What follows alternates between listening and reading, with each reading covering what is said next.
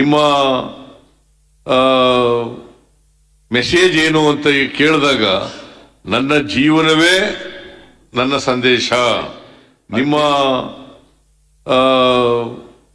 Message ಏನು ಅಂತ ಕೇಳಿದಾಗ ನನ್ನ ಜೀವನವೇ ನನ್ನ ಸಂದೇಶ ಅಂತೇಳಿ ಇವತ್ತು ರಾಷ್ಟ್ರಪಿತ ಮಹಾತ್ಮ ಗಾಂಧೀಜಿಯವರ 155ನೇ ಜನ್ಮದಿನ. ಆ ದಿನವನ್ನ ಬಹಳ ಅರ್ಥಪೂರ್ಣವಾಗಿ ಆಚರಿಸಬೇಕು ಅಂತೇಳಿ ತೀರ್ಮಾನ ಮಾಡಿ ಇವತ್ತು ಇಡೀ ರಾಜ್ಯದಲ್ಲಿ ಕಾಂಗ್ರೆಸ್ ಪಕ್ಷ ಮತ್ತು ಸರ್ಕಾರ ಇದನ್ನ ಆಚರಣೆಯನ್ನ ಮಾಡ್ತಾ ಇದ್ದೀವಿ. ಇವತ್ತು ಮಹಾತ್ಮ ಗಾಂಧೀಜಿಯವರು ಈ ದೇಶಕ್ಕೆ ಸ್ವಾತಂತ್ರ್ಯ ತಂದುಕೊಟ್ಟಂತ ಒಬ್ಬ ಮಹಾನ್ ಸಂತ ಅಂತಕ್ಕಂಥದನ್ನ ಮರೀಲಿಕ್ಕೆ ಸಾಧ್ಯ ಇಲ್ಲ. ಅವರು ಸ್ವಾತಂತ್ರ್ಯವನ್ನ ತಂದುಕೊಟ್ಟಂತ ಮಾರ್ಗ ಅದು ಅಹಿಂಸಾ ಮಾರ್ಗ. ನಾವು ಅಹಿಂಸೆಯ ಮೂಲಕ, ಸತ್ಯಾಗ್ರಹಗಳ ಮೂಲಕ ಈ ದೇಶಕ್ಕೆ ಮಹಾತ್ಮ ಗಾಂಧೀಜಿಯವರ ನೇತೃತ್ವದಲ್ಲಿ ಸ್ವಾತಂತ್ರ್ಯ ದೊರಕಿತು. ಬಹುಶಃ ಜಗತ್ತಿನ ಯಾವ ದೇಶದಲ್ಲೂ ಕೂಡ ಅಹಿಂಸಾತ್ಮಕವಾಗಿ ಚಳುವಳಿಗಳ ಮೂಲಕ ಹೋರಾಟ ಮಾಡಿ ದೇಶಕ್ಕೆ ಸ್ವಾತಂತ್ರ್ಯ ತಂದುಕೊಟ್ಟಂತ ನಿದರ್ಶನಗಳು ಇಲ್ಲ ಅಂತ ಹೇಳಿದ್ರೆ ಅದು ಅತಿಶಯೋಕ್ತಿ ಆಗಲಾರದು ಅಂತಕ್ಕಂಥದ್ದು ನನ್ನ ಭಾವನೆ. ಮಹಾತ್ಮ ಗಾಂಧೀಜಿಯವರು ಬಹಳ ಸರಳವಾಗಿ ಸತ್ಯದಿಂದ ಬದುಕ್ತಾರೆ. ಅದಕ್ಕೆ ನಿಮ್ಮ ಮೆಸೇಜ್ ಏನು ಅಂತ ಕೇಳಿದಾಗ ನನ್ನ ಜೀವನವೇ ನನ್ನ ಸಂದೇಶ ಅಂತೇಳಿ ಗಾಂಧೀಜಿಯವರು ಹೇಳ್ತಾರೆ. ಸೊ ಗಾಂಧೀಜಿಯವರು ದಕ್ಷಿಣ ಆಫ್ರಿಕಾದಲ್ಲೂ ಕೂಡ ಸತ್ಯಾಗ್ರಹದ ಮೂಲಕ ಜನರ ಹಕ್ಕುಗಳ ಪರವಾಗಿ ಹೋರಾಟವನ್ನು ಮಾಡಿದರು.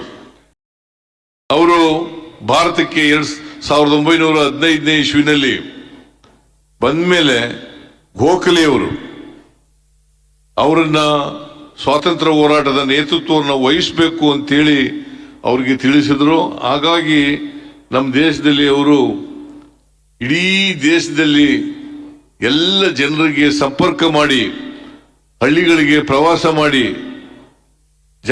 ನಾಡಿನಾದ್ಯಂತ ಓಡಾಡಿ ಅವರು ದೇಶದ ಜನರನ್ನು ಮೊದಲು ಅರ್ಥ ಮಾಡ್ಕೊಂಡು, ಆಮೇಲೆ ಬ್ರಿಟಿಷ್ನವರ ಆಡಳಿತವನ್ನು ಅರ್ಥ ಮಾಡ್ಕೊಂಡು ಬ್ರಿಟಿಷ್ನವರ ವಿರುದ್ಧ ಹೋರಾಟವನ್ನ ಪ್ರಾರಂಭ ಮಾಡಿದ್ರು. ಅವರ ನೇತೃತ್ವದಲ್ಲಿ ಬಹಳ ಪ್ರಮುಖವಾಗಿ 1920, 1930, 1940, 1942 ಈ 4 ಹಂತಗಳಲ್ಲಿ ಹೋರಾಟಗಳನ್ನ ಅವರು ರೂಪಿಸ್ತಾರ. ಇಡೀ ದೇಶದ ಜನರು, ಲಕ್ಷಾಂತರ ಜನ ಈ ಮಹಾತ್ಮ ಗಾಂಧೀಜಿಯವರ ನೇತೃತ್ವದಲ್ಲಿ ಸ್ವಾತಂತ್ರ್ಯ ಹೋರಾಟದಲ್ಲಿ ಅವರನ್ನ ಆ ಸ್ವಾತಂತ್ರ್ಯ ಹೋರಾಟದಲ್ಲಿ ತೊಡಗಿಸ್ಕೊಳ್ತಾರೆ. ಸಾವಿರಾರು ಜನ ದೇಶಕ್ಕೋಸ್ಕರ ಸ್ವಾತಂತ್ರ್ಯ ಹೋರಾಟದಲ್ಲಿ ತ್ಯಾಗ ಬಲಿದಾನಗಳನ್ನ ಮಾಡ್ತಕ್ಕಂಥದ್ದನ್ನು ಕೂಡ ನಾವು ಕಾಣ್ತೇವೆ. ಅನೇಕ ಜನ ಜೈಲು ವಾಸವನ್ನು ಅನುಭವಿಸಿದರು. ಸ್ವತಃ ಗಾಂಧೀಜಿಯವರೇ ಜೈಲು ವಾಸವನ್ನ ಅನುಭವಿಸಿದ್ದನ್ನ ನಾವು ನೋಡ್ತಾ ಇದ್ದೀವಿ. ಅವರು, ನೆಹರೂರವರು, ವಲ್ಲಭಾಯ್ ಪಟೇಲ್ರು, ಮೌಲಾನಾ ಆಜಾದ್ ಅವರು, ಲಾಲ್ ಬಹದ್ದೂರ್ ಶಾಸ್ತ್ರಿ ಅವರು, ಇವತ್ತು ಲಾಲ್ ಬಹದ್ದೂರ್ ಶಾಸ್ತ್ರಿ ಅವರ ಜನ್ಮ ದಿನ ಕೂಡ ಇವತ್ತೇ ಇದೆ. ಆದ್ರಿಂದ ಅವರು ಕೂಡ ಈ ದೇಶದಲ್ಲಿ ಸುಭಾಷ್ ಚಂದ್ರ ಬೋಸ್ ಇವರೆಲ್ಲರೂ, ವಲ್ಲಭಾಯ್ ಪಟೇಲ್ ಇವರೆಲ್ಲರೂ ಕೂಡ ಇವರ ನೇತೃತ್ವದಲ್ಲಿ ಈ ದೇಶಕ್ಕೆ ಹೋರಾಟ ಮಾಡಿ ಸ್ವಾತಂತ್ರ್ಯವನ್ನು ನಮಗೆ ತಂದುಕೊಟ್ರು. ಅಂತಿಮವಾಗಿ 1942 ಬ್ರಿಟಿಷರೇ ಬಿಟ್ಟು ತೊಲಗಿ ಈ ದೇಶವನ್ನು ಬಿಟ್ಟು ತೊಲಗಿ ಅಂತೇಳಿ ಕರೆ ಕೊಡ್ತಾರೆ ಅವರು. ಸೊ ಅದಾದ ಮೇಲೆ ಬ್ರಿಟಿಷ್ನವರು 1947 ನಮ್ಮ ದೇಶವನ್ನ ಬಿಟ್ಟು ಹೋಗ್ತಾರೆ. ನಾವು ಇವತ್ತು ಮಾಡಬೇಕಾಗಿರ್ತಕ್ಕಂಥದ್ದು ಬಾಬಾ ಸಾಹೇಬ್ ಅಂಬೇಡ್ಕರ್ ಅವರು ಹೇಳಿದಂತೆ ನಾವೆಲ್ಲರಿಗೂ ಕೂಡ ಆರ್ಥಿಕವಾಗಿ ಸಾಮಾಜಿಕವಾಗಿ ಶಕ್ತಿಯನ್ನು ತುಂಬತಕ್ಕಂಥ ಕೆಲಸವನ್ನ ಮಾಡಬೇಕು. ಅದಕ್ಕೋಸ್ಕರನೇ ನಮ್ಮ ಸರ್ಕಾರ ಹಿಂದೆ ಇದ್ದಾಗಲೂ ಕೂಡ ಅನೇಕ ಕಾರ್ಯಕ್ರಮಗಳನ್ನು ಮಾಡಿದೆ. ಕಾಂಗ್ರೆಸ್ ಸರ್ಕಾರ ಸ್ವಾತಂತ್ರ್ಯ ಬಂತವಿಂದಲೂ ಕೂಡ ಜನರಿಗೆ ನ್ಯಾಯ ಕೊಡ್ತಕ್ಕಂಥ ಕೆಲಸವನ್ನ, ಅವಕಾಶಗಳನ್ನು ಒದಗಿಸ್ಕೊಡ್ತಕ್ಕಂಥ ಕೆಲಸವನ್ನ, ಅನೇಕ ಮೂಲಭೂತ ಸಮಸ್ಯೆಗಳನ್ನು ಬಗೆಹರಿಸ್ತಕ್ಕಂಥ ಪ್ರಾಮಾಣಿಕ ಪ್ರಯತ್ನವನ್ನು ಮಾಡಿದೆ. ನಾವು ಹಿಂದೆ 2013ರಿಂದ 2018 ಇದ್ದಾಗ ಅನೇಕ ಕಾರ್ಯಕ್ರಮಗಳನ್ನು ಮಾಡೋದು. ಈಗ ಮತ್ತೆ ನಾವು ಅಧಿಕಾರಕ್ಕೆ ಬಂದ ಮೇಲೆ ಈಗಾಗಲೇ 5 ಗ್ಯಾರಂಟಿ ಯೋಜನೆಗಳು ಜಾರಿಯಾಗಿದ್ದಾವೆ. ಈ ಕಾರ್ಯಕ್ರಮಗಳಿಗೆ ಒಟ್ಟು ಸುಮಾರು 56,000 ಕೋಟಿ ರೂಪಾಯಿ 56,000 ಕೋಟಿ ರೂಪಾಯಿಗಳನ್ನ ನಾವು ಖರ್ಚು ಮಾಡ್ತಾ ಇದ್ದೀವಿ. ಯಾಕೆ ಈ ಕಾರ್ಯಕ್ರಮಗಳನ್ನು ಮಾಡ್ತಾ ಇದ್ದೀವಿ ಅಂತಂದ್ರೆ ಅನ್ನಭಾಗ್ಯ ಇರ್ಬೋದು, ಗೃಹಲಕ್ಷ್ಮಿ ಇರ್ಬೋದು, ಗೃಹ ಜ್ಯೋತಿ ಇರ್ಬೋದು, ಶಕ್ತಿ ಯೋಜನೆ ಇರ್ಬೋದು, ಆಮೇಲೆ ಯುವ ನಿಧಿ ಕಾರ್ಯಕ್ರಮ ಇರ್ಬೋದು.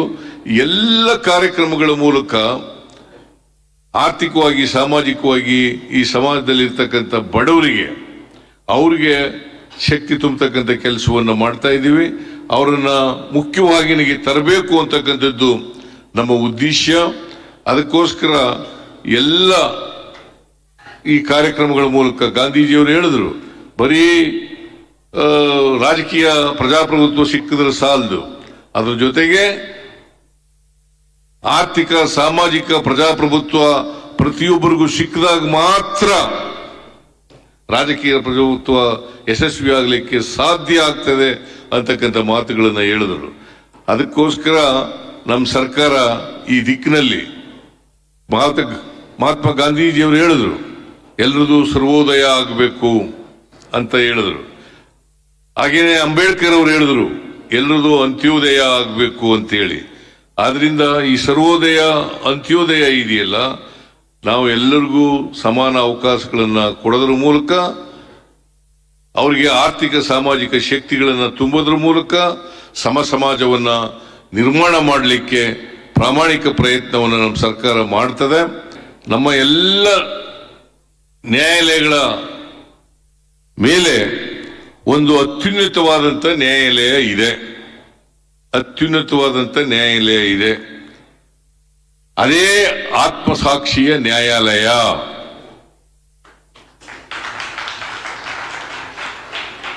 ಅದು ಇತರ ಎಲ್ಲ ನ್ಯಾಯಾಲಯಗಳನ್ನು ಮೀರಿಸುತ್ತದೆ. ಇದು ಮಹಾತ್ಮ ಗಾಂಧೀಜಿಯವರು ಹೇಳಿದಂತ ಮಾತು. ಅದರಿಂದ ನಾವೆಲ್ಲರೂ ಕೂಡ ಆತ್ಮಸಾಕ್ಷಿಗೆ ಅನುಗುಣವಾಗಿ ನಡ್ಕೊಳ್ತಕ್ಕಂಥ ಪ್ರಯತ್ನವನ್ನ ಮಾಡಬೇಕು. ಇವತ್ತು ಅನೇಕ ಜನರು ನ್ಯಾಯಾಲಯಗಳು ಕಾನೂನುಗಳನ್ನು ಬಿಟ್ಟು ಅವ್ರದೇ ಆದಂಥ ರೀತಿಯಲ್ಲಿ ಕೆಲಸ ಮಾಡ್ತಾ ಇದ್ದಾರೆ. ಅದಕ್ಕೋಸ್ಕರ ನಾವು ಆತ್ಮಸಾಕ್ಷಿಗೆ ಅನುಗುಣವಾಗಿ ನಡ್ಕೊಳ್ತಕ್ಕಂಥ ಕೆಲಸ ಮಾಡಬೇಕಾಗ್ತದೆ.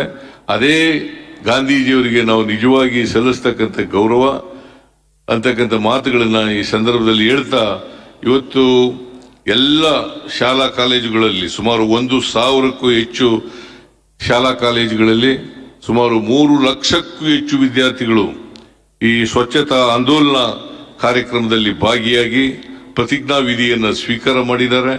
ನಾವು ಸ್ವಚ್ಛತೆಯ ಕಡೆಯೂ ಕೂಡ ಹೆಚ್ಚು ಗಮನವನ್ನು ಕೊಡಬೇಕು. ಹೇಗೆ ವ್ಯಕ್ತಿ ಸ್ವಾತಂತ್ರ್ಯ ಇರ್ತದೆ, ಹಾಗೇನೆ ಸ್ವಚ್ಛತಾ ಕಾರ್ಯಕ್ರಮಕ್ಕೂ ಕೂಡ ಹೆಚ್ಚು ಗಮನವನ್ನು ಕೊಡಬೇಕು ಅಂತಕ್ಕಂಥ ಮಾತುಗಳನ್ನ ಈ ಸಂದರ್ಭದಲ್ಲಿ ಹೇಳ್ತಾ, ಸುಮಾರು 1,000ಕ್ಕೂ ಹೆಚ್ಚು ಶಿಕ್ಷಣ ಸಂಸ್ಥೆಗಳಲ್ಲಿ 3 ಲಕ್ಷಕ್ಕೂ ಹೆಚ್ಚು ವಿದ್ಯಾರ್ಥಿಗಳು ಭಾಗಿಯಾಗಿ, ಯಾಕೆಂದ್ರೆ ನಾವು ನಮ್ಮ ಸರ್ಕಾರ ಬಂದ ಮೇಲೆ ಈಗ ಎಲ್ಲ ಶಾಲಾ ಕಾಲೇಜುಗಳಲ್ಲಿ ಸಂವಿಧಾನದ ಪೀಠಿಕೆಯನ್ನ ತಿಳಿಸ್ತಕ್ಕಂಥ ಪ್ರಯತ್ನವನ್ನ ಮಾಡ್ತಾ ಇದ್ದೀವಿ. ಎಲ್ಲರಿಗೂ ಸಂವಿಧಾನ ಗೊತ್ತಾಗಬೇಕು. ಸಂವಿಧಾನ ಗೊತ್ತಾದ್ರೆ ಮಾತ್ರ ನಾವು ಈ ಸಮಾಜವನ್ನು ಕಟ್ಟಲಿಕ್ಕೆ ಸಾಧ್ಯ ಆಗ್ತದೆ, ಸಂವಿಧಾನದ ಉದ್ದೇಶ ಸಾರ್ಥಕ ಆಗ್ತದೆ ಅಂತಕ್ಕಂಥ ಮಾತುಗಳನ್ನು ಹೇಳಲಿಕ್ಕೆ ಬಯಸ್ತಾ ಇದ್ದೇನೆ. ಅದೇ ನಾವು ಸಲ್ಲಿಸ್ತಕ್ಕಂಥ ಗೌರವ ಮಹಾತ್ಮ ಗಾಂಧೀಜಿಯವರಿಗೆ, ಅದೇ ಲಾಲ್ ಬಹದ್ದೂರ್ ಶಾಸ್ತ್ರಿ ಅವರಿಗೆ ಸಲ್ಲಿಸ್ತಕ್ಕಂಥ ಗೌರವ ಅಂತಕ್ಕಂಥ ಮಾತುಗಳನ್ನು ಹೇಳಿ ಯುವಕರು ಆ ದಿಕ್ಕಿನಲ್ಲಿ ಅವರಿಂದ ಪ್ರೇರಣೆಯನ್ನ ಪಡ್ಕೊಂಡು ಮುಂದುವರಿತಕ್ಕಂಥ ಕೆಲಸವನ್ನು ಮಾಡಬೇಕು ಅಂತಕ್ಕಂಥ ಮಾತುಗಳನ್ನು ಹೇಳಿ ಇವತ್ತು ಯಾರ್ಯಾರು ಭಾಗವಹಿಸಿದ್ದಾರೆ ಮತ್ತೆ ನಗರ ಪಾಲಿಕೆಯ ಅಧಿಕಾರಿಗಳು ಈ ಕಾರ್ಯಕ್ರಮ ಯಶಸ್ವಿಯಾಗಲಿಕ್ಕೆ ಪ್ರಯತ್ನವನ್ನು ಮಾಡಿದ್ದಾರೆ. ಅವರೆಲ್ಲರಿಗೂ ಕೂಡ ಸರ್ಕಾರದ ವತಿಯಿಂದ ಮತ್ತೆ ನನ್ನ ಪರವಾಗಿ ಧನ್ಯವಾದಗಳನ್ನು ಹೇಳಿ ನಿಮಗೆಲ್ಲ ಶುಭ ಕೋರಿ ನನ್ನ ಮಾತುಗಳನ್ನು ಮುಗಿಸ್ತೇನೆ.